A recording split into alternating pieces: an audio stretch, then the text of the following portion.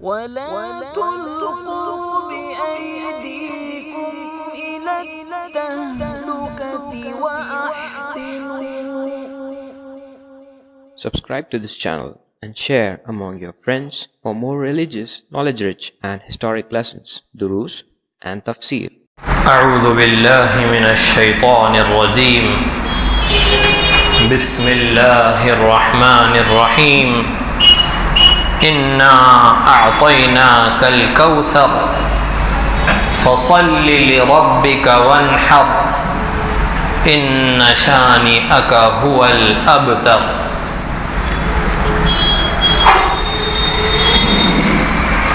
سورۃ الکوثر کی تلاوت چل رہی ہے. رسول اکرم صلی اللہ علیہ وسلم کے عظمت و کمال کا تذکرہ چل رہا ہے. اس مختصر سی صورت میں اللہ رب العزت نے پہلی آیت میں رسول اکرم صلی اللہ علیہ وسلم کے عظمت و مقام کو بیان کیا. پیارے آقا صلی اللہ علیہ وسلم کے اسمی کمال کو، آپ کے نام کے جو کمالات ہیں انہیں گزشتہ درس میں بیان کیا گیا تھا. اللہ رب العزت کے مومنوں پر ہر لمحے ہر آن بے شمار انعامات و احسانات ہیں. اس ساری کائنات پر اللہ رب العظیم کا سب سے عظیم احسان یہ ہے کہ اللہ نے اس کائنات کو اپنا محبوب عطا کر دیا اور سارے کمالات سے نواز کر، سارے کمالات سے مزین کر کے عطا کیا. اگر کسی شخص کو ایک برتن انعام میں مل جائے تو منعم کا یہ بھی احسان ہے، لیکن وہ انعام زیورات سے بھرا ہوا ملے تو یہ عظیم احسان ہے. محمد مصطفیٰ صلی اللہ علیہ وسلم کی ذات گرامی اللہ رب العزت کی طرف سے اس کائنات پر سب سے بڑا احسان ہے. جب قرآن مجید میں اللہ رب العزت نے اس احسان کے عطا کرنے کو بیان فرمایا تو کہا لقد من اللہ علی المؤمنین اذ بعث فیہم رسولا. یقیناً اللہ رب العزت نے احسان کیا مومنوں پر. کب احسان کیا؟ جب ان کی طرف ایک رسول بھیجا. احسان یہ بھی عربی لفظ ہے، عربی کلمہ ہے اور کثیر الاستعمال ہے، سمجھنے میں آسان ہے. اللہ رب العزت نے اس آیت مبارکہ میں احسان کلمے کو نہیں بیان کیا. لقد احسن اللہ علی المؤمنین اذ بعث فیہم رسولا. احسن اللہ نہیں کہا اللہ نے، من اللہ کہا ہے. جبکہ مننا اس کے معنی بھی احسان کرنا ہے، لیکن یہ کثیر الاستعمال نہیں ہے. عربی کا، قرآن مجید کا ایک جامع انداز ہے کہ جو الفاظ، جو کلمات عربوں میں استعمال میں کثرت سے تھے، عام تھے، انہیں قرآن کریم نے بیان کیا. لیکن یہاں لفظ احسنا کی جگہ مننا استعمال کیا ہے. مفسرین لغت، ائمہ لغت جب اس سلسلے میں لکھنے کے لیے بیٹھے کہ مننا اور احسنا ان دونوں میں کیا فرق ہے، احسنا کون سے احسان کو کہتے ہیں اور مننا کون سے احسان کو کہتے ہیں، تب وہ اس نتیجے پر پہنچے کہ عرب احسنا اس وقت بیان کرتے ہیں جب اس احسان کا کوئی بدل بھی ہو. یہ مل جائے تو بھی احسان، یہ مل جائے تو بھی احسان. اس وقت جو کلمہ استعمال ہوتا ہے، جو فعل استعمال ہوتا ہے وہ ہے احسنا. لیکن جو احسان بے بدل ہو، جو احسان بے مثال ہو، کے بیان کے وقت مننا استعمال ہوتا ہے۔ اللہ رب العزت نے محمد مصطفیٰ صلی اللہ علیہ وسلم جب انسانیت کی طرف بھیجا تو اپنے اس احسان کو بیان کرنے کے لیے مننا استعمال کر دیا کہ اللہ رب العزت نے انسانیت کو وہ انعام عطا کیا ہے جو بے بدل ہے، بے مثال ہے۔ محمد مصطفیٰ صلی اللہ علیہ وسلم کا کوئی بدل نہیں ہے۔ اگر یہ کہہ دیا جائے تو بیجا نہ ہوگا کہ اللہ کی خدائی میں، اللہ کی حاکمیت میں، اللہ کے خزانے میں محمد مصطفیٰ ایک ہے۔ محمد مصطفیٰ کی ذات گرامی کے علاوہ اور محمد مصطفیٰ جیسا اللہ کے خزانے میں نہیں۔ اللہ رب العزت نے محمد صلی اللہ علیہ وسلم عطا کر دیا، اس لیے مننا کا لفظ استعمال کیا ہے۔ اب یہ جو دعویٰ ہے محمد مصطفیٰ صلی اللہ علیہ وسلم کے بے مثال ہونے کا، بے بدل ہونے کا، یہ ایسا واضح ہے، ایسا حقیقت سے بھرا ہوا ہے جس کے لیے کسی دلیل کی ضرورت نہیں ہے۔ لیکن محمد مصطفیٰ صلی اللہ علیہ وسلم کے عاشقوں کے لیے، آپ کے تذکرے کے لیے، آپ کی یاد کے لیے، آپ سے محبت کی تذکرے کے لیے زندگیاں چاہیے۔ رسول اکرم صلی اللہ علیہ وسلم کیسے بے مثال ہے، کیسے بے بدل اللہ کا انعام ہے۔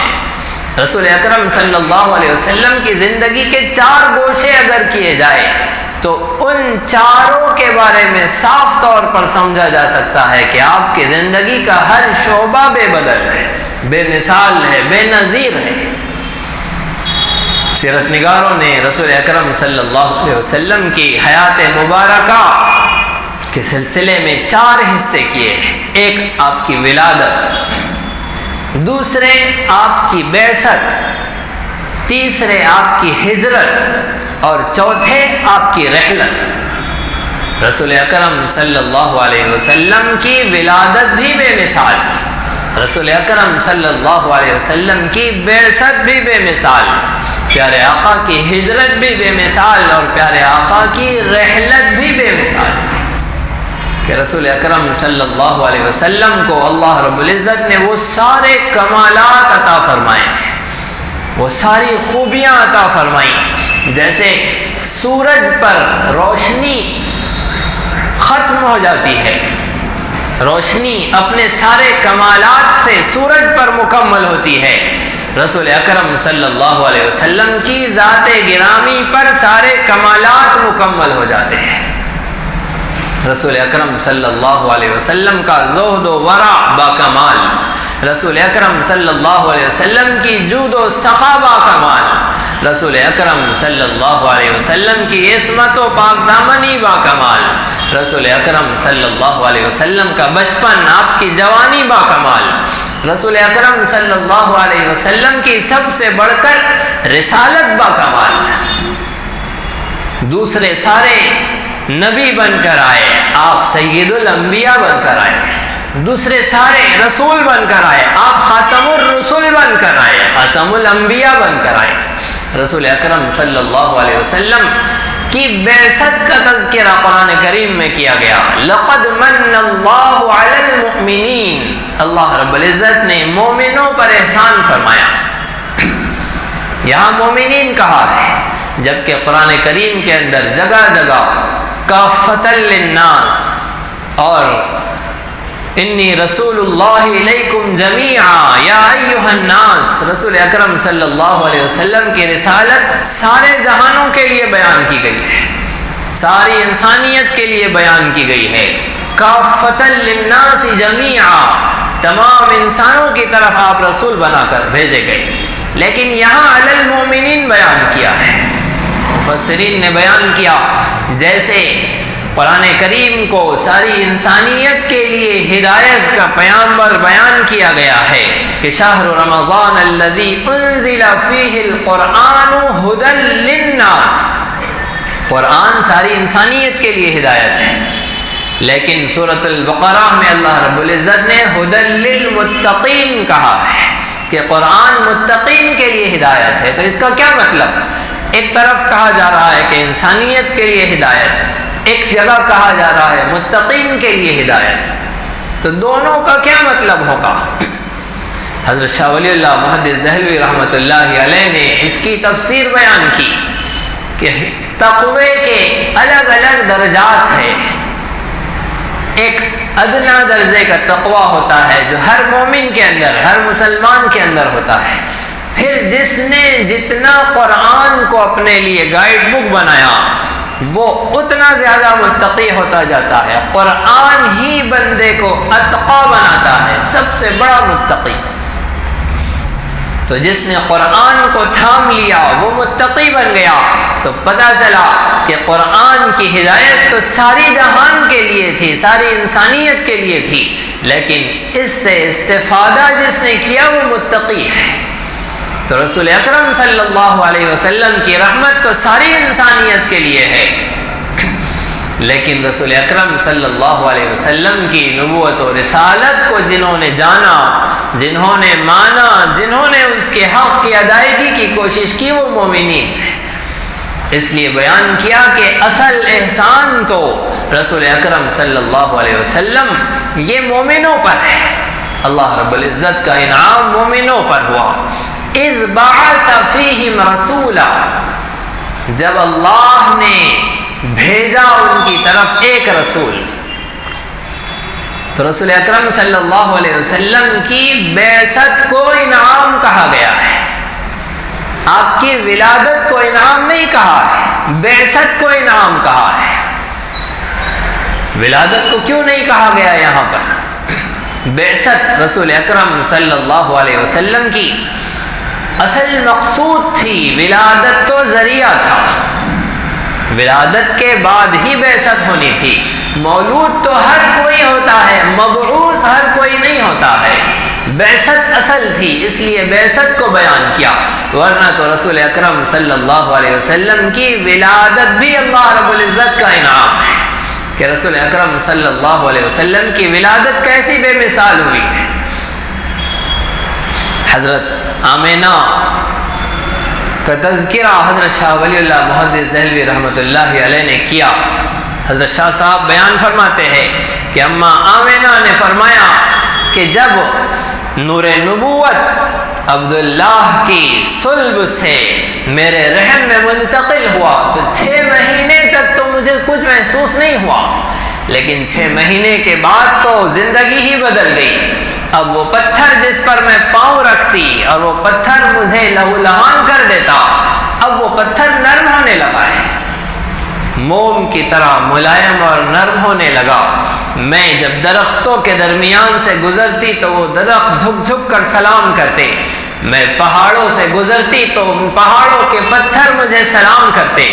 رسول اکرم صلی اللہ علیہ وسلم کا نور جب حضرت آمینہ کے جسم اطہر سے باہر نکلا، ایسی روشنی چمکی کہ حضرت آمینہ بیان فرماتی ہے، اس کے راوی حضرت شاہ ولی اللہ محدث دہلوی ہے۔ شاہ صاحب کی تحقیق اتنی جامع ہے کہ بر صغیر کا کوئی شخص جو رسول اکرم صلی اللہ علیہ وسلم کی نبوت کے نور کو بیان کرے وہ شاہ ولی اللہ محدث دہلوی سے ہی ہو کر گزرتا ہے۔ شاہ صاحب نے بیان کیا کہ اماں آمینہ نے کہا کہ جیسے ہی بچے کی ولادت ہوئی ہے میں نے اپنی آنکھوں سے کسرا اور بصرہ کے، روم اور فارس اور بصرہ کے محلات کو دیکھا۔ نور نبوت کے کمال کو دیکھیے کہ ادھر ابراہیم خلیل اللہ کو آگ میں جانا پڑا ہے، پھر آگ بجھی ہے، گل گلزار ہوئی ہے۔ یہاں محمد مصطفیٰ صلی اللہ علیہ وسلم کی پیدائش ہوئی ہے، اور وہاں آتش کسرا کی وہ آگ جو سالوں سے، ہزاروں سال سے جل رہی تھی وہ بجھ گئی۔ کیسے کمال کے ساتھ رسول اکرم صلی اللہ علیہ وسلم کی پیدائش بھی ہے کہ ابراہیم خلیل اللہ کو تو آگ میں جانا پڑا پھر آگ بجھی ہے، اور یہاں تو پیدائش بھی ہے اور آگ بجھ گئی ہے۔ حضرت آمینہ بیان فرماتی ہے کہ جیسے ہی بیٹے کی پیدائش ہوئی ہے اب وہ نور چمکا ہے۔ اس سارے سال کو تاریخ نگاروں نے عام الفتح والابتہاج کہا ہے۔ وہ سارا سال جس سال رسول اکرم صلی اللہ علیہ وسلم پیدا ہوئے ہیں، آپ کی ولادت باسعادت ہوئی ہے، سارا سال عام الفتح والابتہاج ہے۔ اللہ رب العزت نے محمد مصطفیٰ صلی اللہ علیہ وسلم کی پیدائش کے سال کو ایسا رحمت بنایا، پیارے آقا کی ولادت کو ایسا بے مثال بنایا کہ مورخین نے لکھا، سیرت نگاروں نے لکھا کہ اس سال جزیرۃ العرب میں لڑکیاں پیدا نہیں ہوئی، لڑکے ہی پیدا ہوئے، سارے سال لڑکے پیدا ہوئے۔ وہاں کا یہ حال تھا کہ لڑکی جب پیدا ہوتی تو اسے زندہ دفن کر دیا جاتا، جب اللہ کا حبیب پیدا ہو رہا ہے تو اس سال لڑکیاں ہی پیدا نہیں ہوئی کہ لڑکیاں پیدا ہو تو زندہ درگور کی جائے، زندہ دفن کی جائے، لڑکی ہی پیدا نہیں ہوئی، سارے سال ہر گھر میں لڑکے پیدا ہوئے۔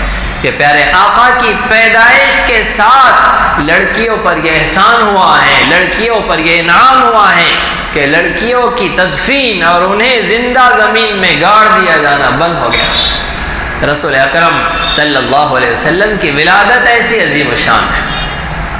رسول اکرم صلی اللہ علیہ وسلم کو جب دائی حلیمہ اپنے ساتھ لے گئی تو رسول اکرم صلی اللہ علیہ وسلم کی نسبت ہوئی ہے دائی حلیمہ سے، تو ان کی اونٹنی جو لاغر تھی، کمزور تھی، وہ طاقتور، تندرست اور جوان ہو گئی، سب سے آگے نکلنے لگی۔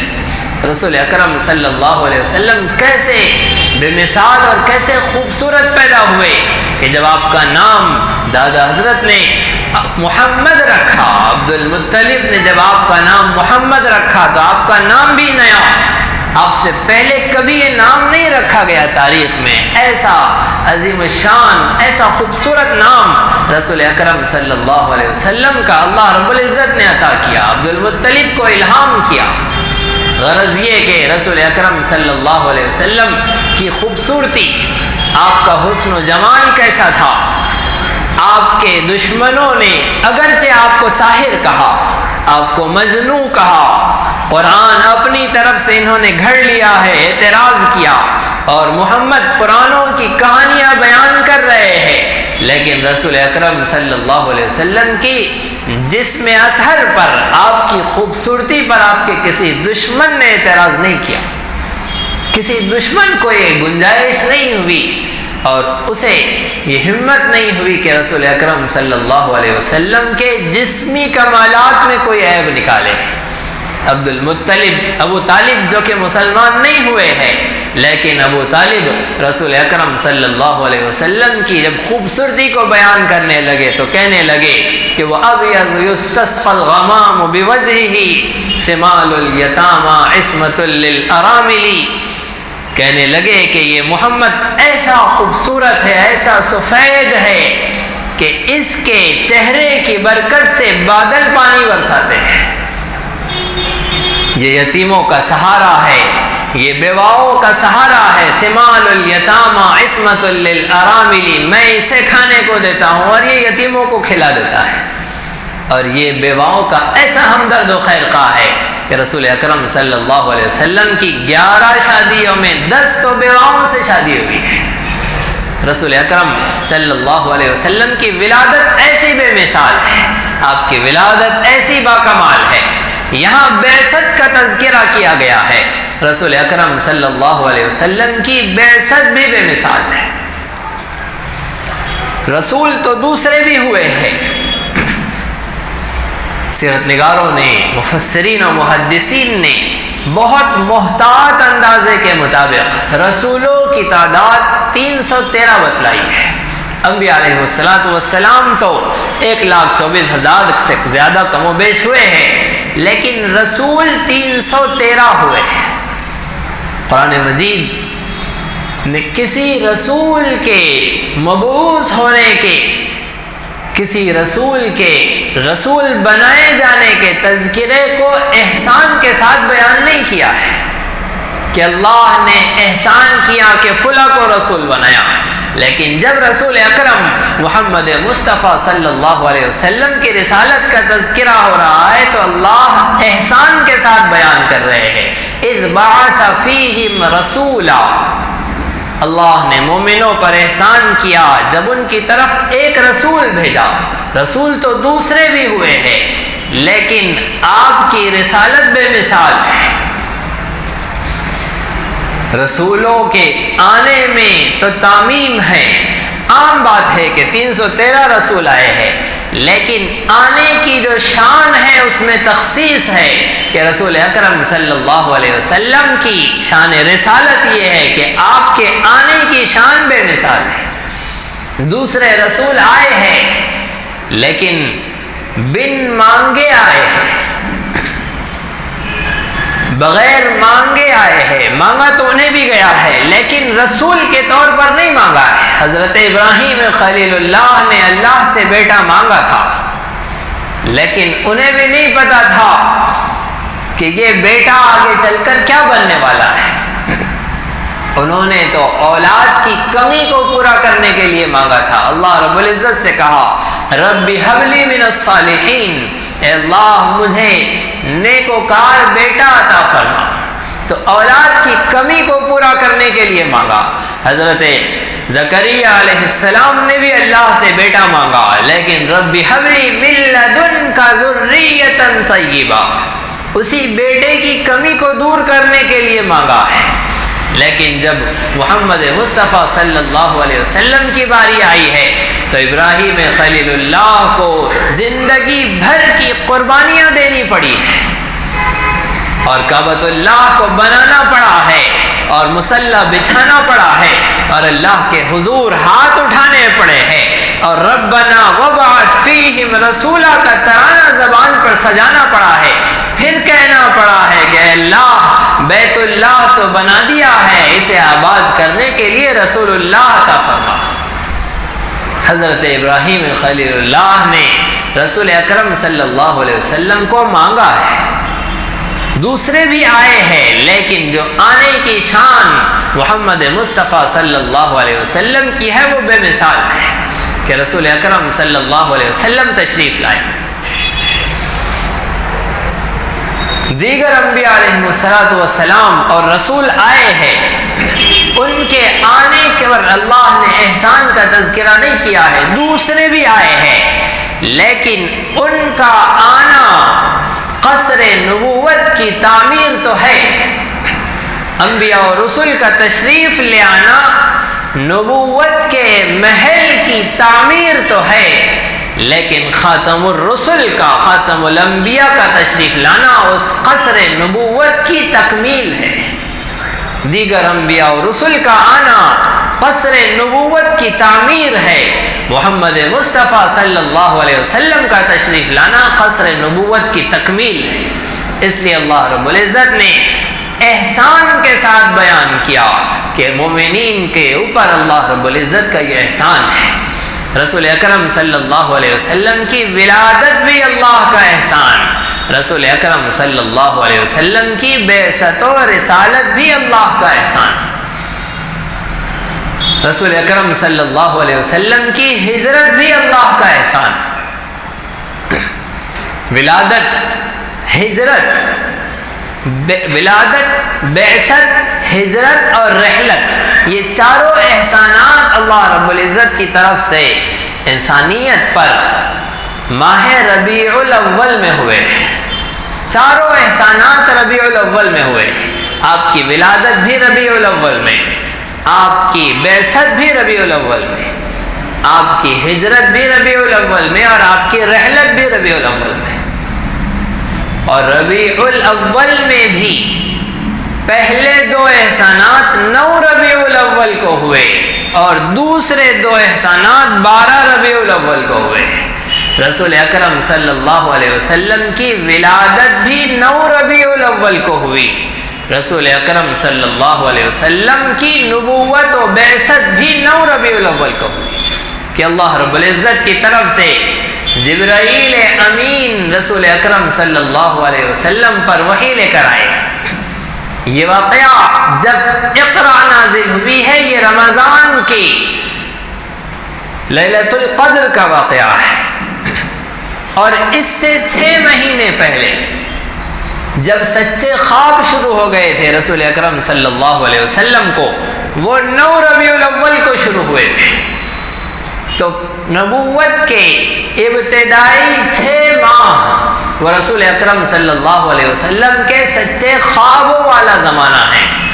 یہ 9 ربیع الاول سے شروع ہوا اور 6 ماہ کے بعد رمضان المبارک میں لیلۃ القدر میں سورۃ العلق کی 5 آیتیں غار حرا میں رسول اکرم صلی اللہ علیہ وسلم پر نازل ہوئی.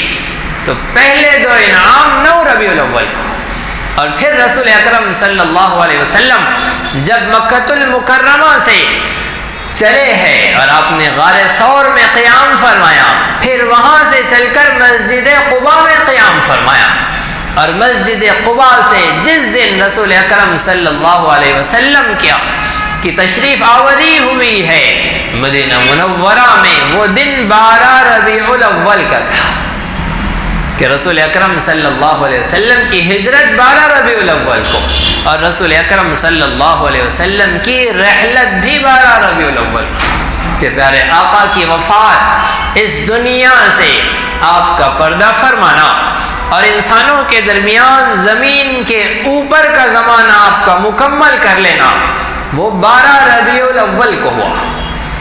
تو ربیع جو بہار ہے، یہ 4 بہاریں انسانیت پر رسول اکرم صلی اللہ علیہ وسلم کی ربیع الاول میں ہوئی ہے، کہ آپ کی ولادت بھی بہار، کہ جاہلیت کا خاتمہ ہوا، آپ کی بعثت بھی بہار، کہ اللہ رب العزت نے آپ کو نبی بنایا، اور پھر آپ کی ہجرت بھی بہار، کہ ہجرت کے ذریعے سے رسول اکرم صلی اللہ علیہ وسلم کے ذریعے اللہ رب العزت نے ریاست اسلامی کا قیام فرمایا، کہ اب اسلامی ریاست، اسلامی حکومت و سلطنت کا قیام مدینہ منورہ میں ہوا، اور رسول اکرم صلی اللہ علیہ وسلم کی رحلت بھی بہار.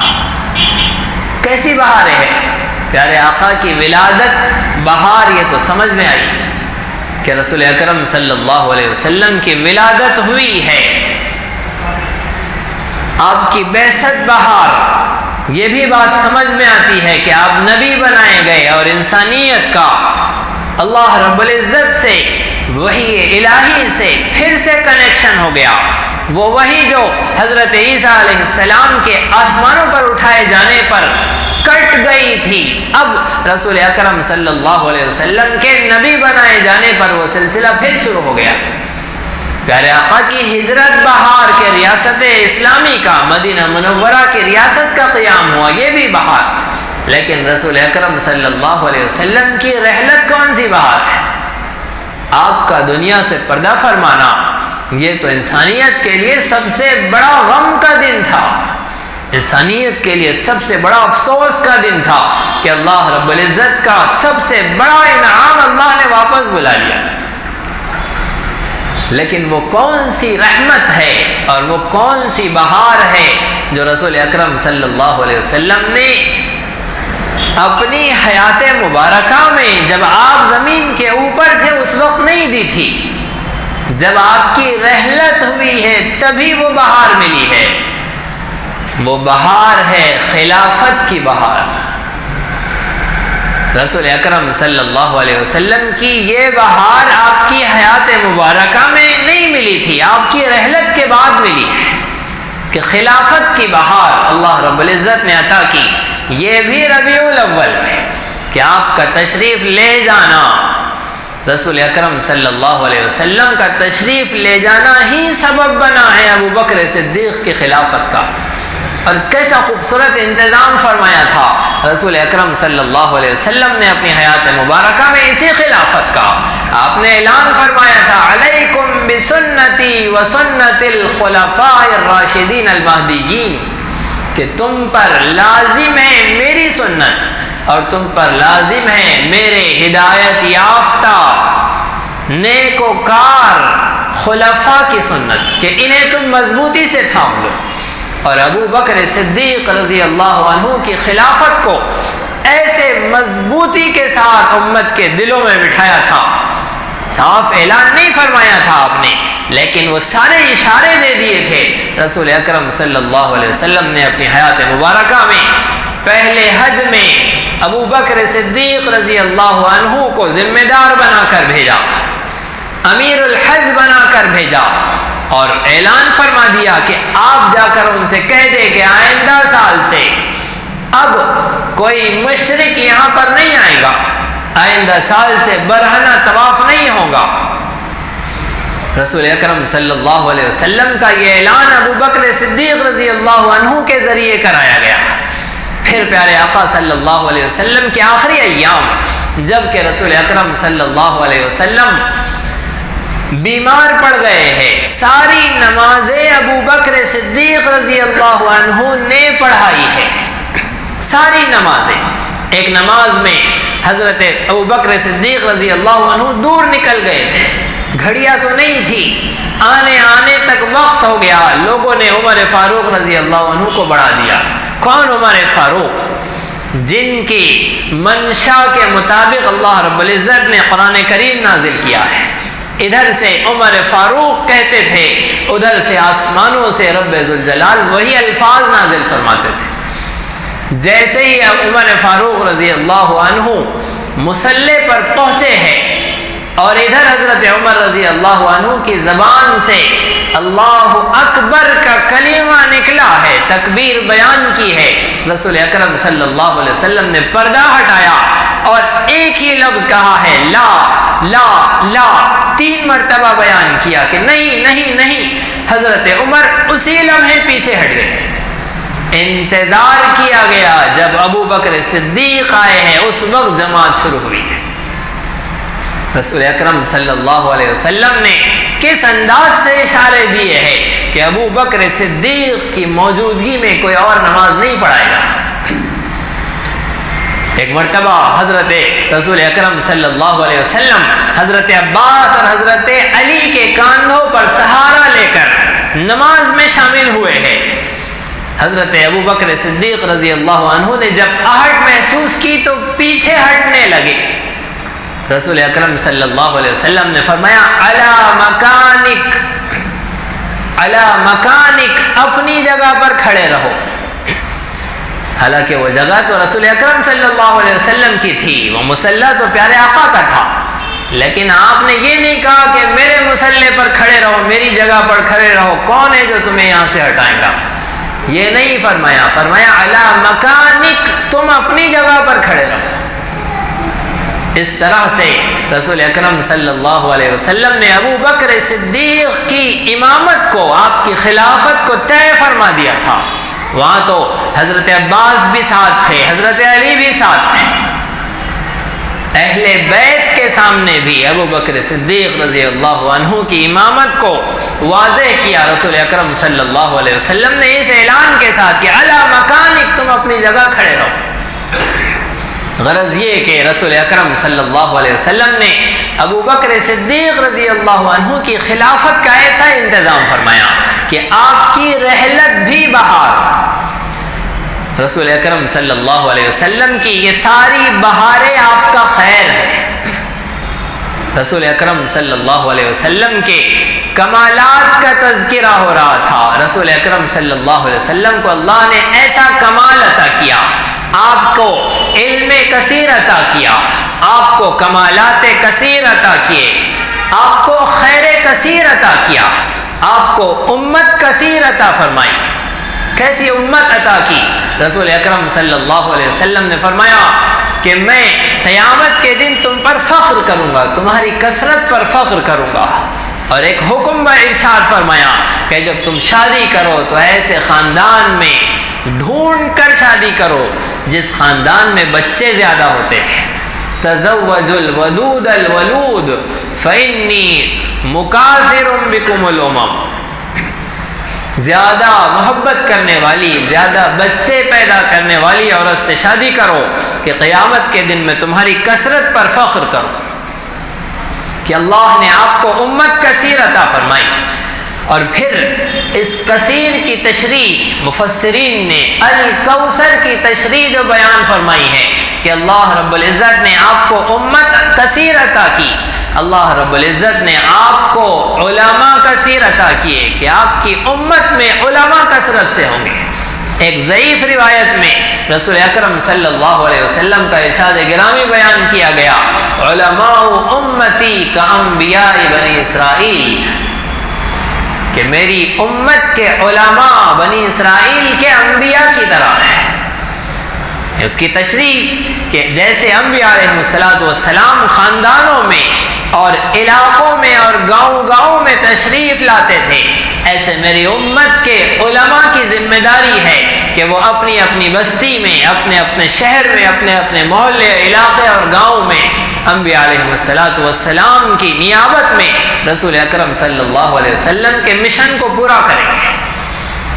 اے نبی صلی اللہ علیہ وسلم، یہ آپ کو ابتر کہتے ہیں، یہ کہتے ہیں کہ آپ کا تذکرہ ختم ہو جائے گا، ان شانیہ کا ہوا الابتر، یہ آپ کے بارے میں کہتے ہیں کہ آپ کا تذکرہ ختم ہو جائے گا۔ ہم آپ کا تذکرہ اتنا جاری و ساری کریں گے کہ علماء طے فرما دیں گے کہ یہ آپ کا تذکرہ کریں گے۔ حافظ امام تلاوت کرے گا، رسول اکرم صلی اللہ علیہ وسلم کی سیرت بیان ہوگی، مفسر تفسیر کرے گا، رسول اکرم صلی اللہ علیہ وسلم کا تذکرہ ہوگا، محدث حدیث بیان کرے گا، رسول اکرم صلی اللہ علیہ وسلم کا تذکرہ ہوگا، مؤذن اذان دے گا، اشہد ان لا الہ الا اللہ کے ساتھ اشہد ان محمد رسول اللہ کا تذکرہ ہوگا، رسول اکرم صلی اللہ علیہ وسلم ہی کا نام لیا جائے گا۔ اللہ رب العزت نے فرما دیا، انا اعطیناک الکوثر، اے نبی صلی اللہ علیہ وسلم ہم آپ کو کوثر عطا کر رہے ہیں، یہ خیر کثیر عطا کر رہے ہیں، یہ علم کثیر عطا کر رہے ہیں، آپ کو کمالات کثیر عطا فرما رہے ہیں۔ کیسے بلندی منصب آپ کو عطا فرمایا؟ رسول اکرم صلی اللہ علیہ وسلم نے فرمایا کہ قیامت کے دن میرے ہاتھ میں حمد کا جھنڈا ہوگا، لواء الحمد میرے ہاتھ میں ہوگا، ولا فخر علی، اور اس پر مجھے کوئی فخر نہیں ہے۔ آدم علیہ السلام سے لے کر قیامت تک آنے والا آخری انسان سارے کے سارے اس جھنڈے کے نیچے ہوں گے، وہ حمد کا جھنڈا، وہ اللہ کی تعریف کا جھنڈا محمد مصطفیٰ صلی اللہ علیہ وسلم کے ہاتھ میں ہوگا۔ اتنا عظیم منصب آپ کو عطا کیا، ایسا کمال آپ کو عطا کیا، اور آپ کہہ رہے ہیں ولا فخر علی، اس پر مجھے کوئی فخر نہیں ہے۔ آپ نے بیان فرمایا کہ انا سید ولد آدم، کہ میں آدم علیہ السلام کی تمام اولاد کا سردار بنا کر بھیجا گیا، ولا فخر علی، اور اس پر مجھے کوئی فخر نہیں، ساری انسانیت کا سردار اور مجھے کوئی فخر نہیں۔ تو رسول اکرم صلی اللہ علیہ وسلم کے لیے یہ فخر کی بات نہیں ہے کہ آپ کے ہاتھ میں جھنڈا ہوگا، اس جھنڈے کے لیے فخر ہے کہ اسے محمد مصطفیٰ کا دست مبارک ملا ہے، کہ رسول اکرم صلی اللہ علیہ وسلم کے دست اقدس میں وہ حمد کا جھنڈا، وہ اللہ کی تعریف کا جھنڈا ہوگا۔ اتنے بڑے منصب پر پیارے آقا کہہ رہے مجھے کوئی فخر نہیں ہے، تو پھر فخر کس بات پر ہے؟ رسول اکرم صلی اللہ علیہ وسلم نے ایک جگہ بیان فرمایا ہے کہ یہ میرے لیے فخر کی بات ہے۔ معراج پر اللہ رب العزت نے پیارے آقا سے پوچھا کہ میں آپ کو کس نام سے پکاروں؟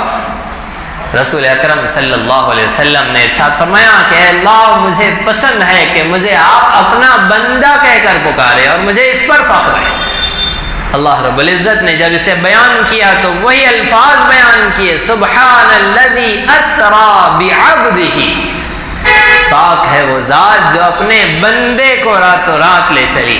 تو اللہ کا بندہ بیان کیا جانا یہ رسول اکرم صلی اللہ علیہ وسلم کے لیے فخر کی بات ہے۔ ان منصبوں کا ملنا اور ایسے اعلیٰ مقامات کا ملنا، یہ رسول اکرم صلی اللہ علیہ وسلم کہہ رہے کہ وہ میرے لیے فخر کی بات نہیں ہے۔ تو رسول اکرم صلی اللہ علیہ وسلم کے کچھ کمالات وہ ہے جسے اللہ نے بیان کیا، اس کمالات کے عطا کرنے والے نے بیان کیا، اور کچھ کمالات وہ ہے جو رسول اکرم صلی اللہ علیہ وسلم نے خود بیان فرمائے، اور کچھ کمالات وہ ہے جسے امت نے ملاحظہ کیا ہے۔ آپ کے صحابہ نے جسے دیکھا، غور کیا اور اسے بیان کیا ہے۔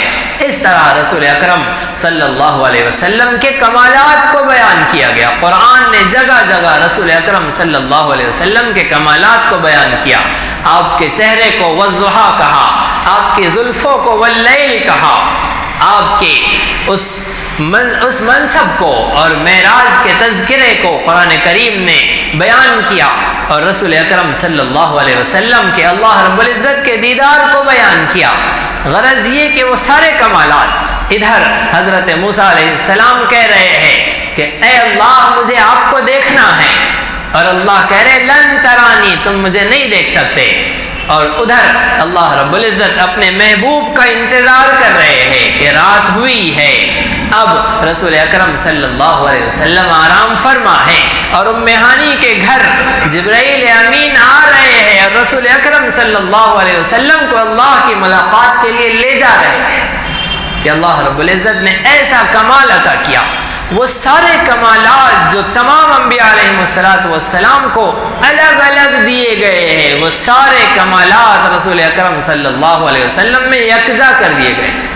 آدم علیہ السلام کا خلق عطا کیا، اللہ رب العزت نے حضرت ابراہیم کا ولولہ توحید، اور حضرت اسماعیل کا ایثار، اور حضرت یوشع کا جہاد، اور حضرت صالح کی فصاحت، اور حضرت لوط کی حکمت، اور حضرت دانیال کی محبت، اور حضرت یعقوب کا صبر، یہ سارا کا سارا کمال اگر ایک جگہ دیکھنا ہے تو محمد مصطفیٰ صلی اللہ علیہ وسلم کی ذات گرامی کو دیکھو کہ رسول اکرم صلی اللہ علیہ وسلم کو اللہ نے اتنا کمال عطا کیا۔ الکوثر، رسول اکرم صلی اللہ علیہ وسلم کو یہ سارے کمالات اللہ نے عطا کیے۔ رسول اکرم صلی اللہ علیہ وسلم کے جسمی کمالات کہ پیارے آقا صلی اللہ علیہ وسلم کے پسینے میں بدبو نہیں آتی تھی، ہمارے پسینے میں بو آتی ہے۔ پیارے آقا صلی اللہ علیہ وسلم کے پیشاب میں بدبو نہیں آتی تھی، آپ کے جسم اطہر سے جو فضلہ نکلتا، شاہ ولی اللہ محدث دہلوی رحمۃ اللہ علیہ نے بیان فرمایا کہ اس میں بھی جنت کے مشک و عنبر کی خوشبو آتی ہے، کہ اللہ رب العزت نے آپ کو ایسا کمال عطا کیا تھا۔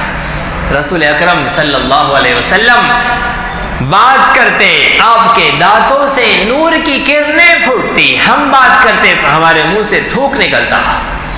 رسول اکرم صلی اللہ علیہ وسلم کو اللہ نے ایسا کمال عطا کیا کہ ہم سوتے ہیں تو ہمارا وضو ٹوٹ جاتا ہے، رسول اکرم صلی اللہ علیہ وسلم سوتے ہیں، آپ کا وضو نہیں ٹوٹتا۔ تنام عینایا ولا ینام قلبی، میری آنکھیں سوتی ہے، میرا دل جاگ رہا ہوتا ہے۔ وہ جو آپ کے پردہ فرمانے کا، آپ کے وصال کا جو وقت ہے کہ رسول اکرم صلی اللہ علیہ وسلم کا انتقال ہو گیا، اور صحابہ کرام رضی اللہ عنہ اجمعین کا یہ حال ہے کہ ان کے ہوش اڑ گئے ہیں، لوگ کہہ رہے ہیں کہ آپ کا انتقال ہو گیا، اور عمر فاروق رضی اللہ عنہ نے تلوار نکال لی ہے، خبردار جو یہ کہے کہ محمد مصطفیٰ صلی اللہ علیہ وسلم کا انتقال ہو گیا ہے۔ سیرت نگاروں نے بیان کیا ہے عمر ابن خطاب کے مناقب میں کہ رسول اکرم صلی اللہ علیہ وسلم کی آنکھیں بند ہو گئی تھی، سارے صحابہ وہ دیکھ رہے تھے، اس لیے سب کہہ رہے تھے کہ آپ کا انتقال ہو گیا ہے۔ عمر فاروق کی نگاہ آپ کے دل پر تھی، اس لیے وہ ماننے کو تیار نہیں تھے کہ آپ کا انتقال ہوا ہے۔ جب حضرت ابو بکر صدیق نے کہا ہے کہ وما محمد الا رسول قد خلت من قبله الرسل افإن مات او قتل انقلبتم على اعقابكم ومن ينقلب على عقبيه فلن يضر الله شيئا، اس وقت حضرت عمر فاروق نے اس حقیقت کو تسلیم کر لیا کہ ہاں رسول اکرم صلی اللہ علیہ وسلم کا وصال ہو گیا۔ آپ کی آنکھیں سوتی تھی، آپ کا دل جاگتا تھا، اس لیے آپ کا سونے پر وضو نہیں ٹوٹتا تھا۔ ایک مرتبہ آپ آرام فرما تھے، حضرت عائشہ رضی اللہ عنہا کے حجرے میں صبح ہوئی، آپ نے آنکھ کھولی اور سیدھے مصلی پر نماز پڑھانے کے لیے چلے گئے۔ آپ کا معمول تھا کہ آپ تہجد پڑھتے اور اس کے بعد کچھ دیر لیٹ جاتے۔ اب آپ اٹھے اور سیدھے مصلی پر چلے گئے۔ وضو خانے مسجدوں میں تو نہیں ہوتے تھے، گھر ہی سے وضو کر کے جایا جاتا تھا۔ حضرت عائشہ انتظار میں ہے کہ پیارے آقا تشریف لائے تو میں آپ سے پوچھوں۔ جیسے ہی آپ تشریف لائے، حضرت عائشہ نے پوچھا کہ اللہ کے نبی صلی اللہ علیہ وسلم حکم بدل گیا یا آپ بھول گئے؟ وضو کرنا آپ بھول گئے ہیں یا پھر حکم بدل گیا کہ آج سے بغیر وضو کے بھی نماز پڑھی جائیں گی؟ اللہ کے نبی صلی اللہ علیہ وسلم نے فرمایا کہ نہ حکم بدلا نہ میں بھولا، حکم تو وہی ہے کہ وضو کے ساتھ نماز پڑھنی ہے، میں سویا اس لیے ہوں کہ تم میں سے ہوں، سویا اس لیے ہوں کہ انسانوں میں سے انسان ہوں، اور میرا وضو نہیں ٹوٹا ہے اس لیے کہ میں انسانوں جیسا انسان نہیں ہوں، سویا نہیں ہوں، اس وضو نہیں ٹوٹا ہے اس لیے کہ میری آنکھیں سو رہی تھی، میرا دل جاگ رہا تھا۔ رسول اکرم صلی اللہ علیہ وسلم انسانوں میں سے انسان ہیں، یہ عقیدہ تو ہمیں رکھنا ہے کہ آپ انسانوں میں سے انسان ہیں۔ جو آپ کو انسان نہ مانے، جو آپ کو انسان نہ مانے، وہ عقیدے کی روح سے کافر ہے، لیکن جو رسول اکرم صلی اللہ علیہ وسلم کو انسانوں جیسا انسان مانے، عام انسان مانے، وہ بھی کافر ہے۔ عقیدہ یہ رکھنا ہے کہ رسول اکرم صلی اللہ علیہ وسلم انسانوں میں سے انسان ہیں، لیکن انسانوں جیسے انسان نہیں ہیں۔ پیارے آقا کو اللہ نے وہ کمالات عطا کیے جو کسی کو نہیں عطا کیے۔ وَعَلَّمَكَ مَا لَمْ تَكُنْ تَعْلَمْ، اللہ نے فرمایا کہ ہم نے آپ کو وہ سب کچھ سکھایا ہے جو کسی کو نہیں سکھایا تھا، آپ کو بھی اس سے پہلے نہیں سکھایا تھا۔ حضرت آدم علیہ السلام کو تو اشیاء کا علم دیا تھا، لیکن جو علم اللہ نے کسی کو نہیں دیا وہ رسول اکرم صلی اللہ علیہ وسلم کو وہ علوم و معارف عطا کیے۔ تو پیارے آقا کے کمالات ایسے ہیں، یہ ساری چیزیں الکوثر میں داخل ہیں۔ لہذا مسلمان کو یہ عقیدہ رکھنا چاہیے کہ رسول اکرم صلی اللہ علیہ وسلم، حضرت محمد مصطفیٰ صلی اللہ علیہ وسلم، یہ اللہ رب العزت کے خزانے کی وہ واحد نعمت ہے جس کا کوئی بدل نہیں ہے، جس کی کوئی مثال نہیں ہے کہ یہ نہ دیتے تو اللہ کوئی اور دے دیتے کہ اس کا بھی کوئی بدل ہے۔ آپ کا کوئی بدل نہیں ہے، اللہ رب العزت نے وہ انعام مومنوں کو عطا کیا۔ اب رسول اکرم صلی اللہ علیہ وسلم کا جیسا عظیم انعام جب اللہ رب العزت نے عطا کیا ہے تو اس انعام کی قدر ہونی چاہیے۔ اس انعام کی قدردانی یہ ہے کہ رسول اکرم صلی اللہ علیہ وسلم کے عظمت و مقام کو جانا جائے، اسے پہچانا جائے، اسے مانا جائے، آپ کی عظمت، آپ کی محبت اپنے دل میں بسائی جائے۔ محبت رسول اکرم صلی اللہ علیہ وسلم کی محبت یہ اللہ کی محبت ہے۔ منعم سے اگر محبت ہے تو اس کے انعام سے بھی محبت ہونی چاہیے۔ ابا جان اگر عمدہ لباس لا کر دے دے اور وہ لباس زیب تن کرنے کے بجائے ابا جان کے جوتے اگر اس سے صاف کیے جائیں تو ظاہر بات ہے ابا جان خوش نہیں ہوں گے، ناراض ہوں گے، اس لیے کہ ابا جان کا تو شکر ادا کیا ہے لیکن اس انعام کا شکر ادا نہیں کیا۔ منعم سے جیسی محبت ہونی چاہیے ویسے انعام سے بھی محبت ہونی چاہیے۔ جب اللہ رب العزت سے محبت مومن کا کمال ہے اور مومن کے ایمان کا کمال ہے تو رسول اکرم صلی اللہ علیہ وسلم جو اللہ کا سب سے بڑا انعام ہے، اللہ کے انعام سے بھی محبت ہونی چاہیے۔ اور رسول اکرم صلی اللہ علیہ وسلم سے محبت ایک مستقل فریضہ ہے، اور اس سے آگے بڑھ کر رسول اکرم صلی اللہ علیہ وسلم کے مشن سے محبت، یہ بھی رسول اکرم صلی اللہ علیہ وسلم سے محبت ہے۔ یہ دو الگ الگ چیزیں ہیں۔ ایک ہے رسول اکرم صلی اللہ علیہ وسلم سے محبت، یہ مستقل فرض ہے امت پر، اور اس محبت کا پہلا تقاضا ہے کہ رسول اکرم صلی اللہ علیہ وسلم کی اطاعت کی جائے۔ یہ دونوں مستقل چیزیں ہیں۔ امت نے اس سلسلے میں بے اعتدالی سے کام لیا ہے۔ ایک تو رسول اکرم صلی اللہ علیہ وسلم کی محبت کو لے کر بیٹھ گئے اور اطاعت کو بھلا دیا، اور دوسرے وہ ہیں جنہوں نے اطاعت کو لے لیا اور محبت کو بھلا دیا. یہ دونوں بے اعتدالی کے شکار ہوئے ہیں. رسول اکرم صلی اللہ علیہ وسلم کی محبت کے مستقل تقاضے ہیں اور رسول اکرم صلی اللہ علیہ وسلم کی اطاعت کے مستقل تقاضے ہیں. لہذا رسول اکرم صلی اللہ علیہ وسلم کی محبت آپ کی اطاعت کے ساتھ ہو. آپ کی اطاعت میں ہر اس حکم میں جس میں آپ کی اطاعت کرنی ہے اللہ کا مطالبہ ہے کہ محبت کے ساتھ ہو. محمد مصطفیٰ صلی اللہ علیہ وسلم سے محبت کیوں کی جائے؟ محبت کس سے کی جاتی ہے؟ وہ سارے کمالات اللہ رب العزت نے رسول اکرم صلی اللہ علیہ وسلم میں جمع کر دیے ہیں اور اللہ کا مطالبہ اپنے بندوں سے صرف رسول اکرم صلی اللہ علیہ وسلم سے محبت کا نہیں ہے بلکہ سب سے زیادہ محبت کا ہے. سب سے زیادہ محبت کا ہے تاکہ جب دو محبتوں میں ٹکراؤ ہو تو محمد مصطفیٰ صلی اللہ علیہ وسلم کی محبت غالب ہو جائے اور اللہ کے رسول کا حکم ماننا آسان ہو جائے.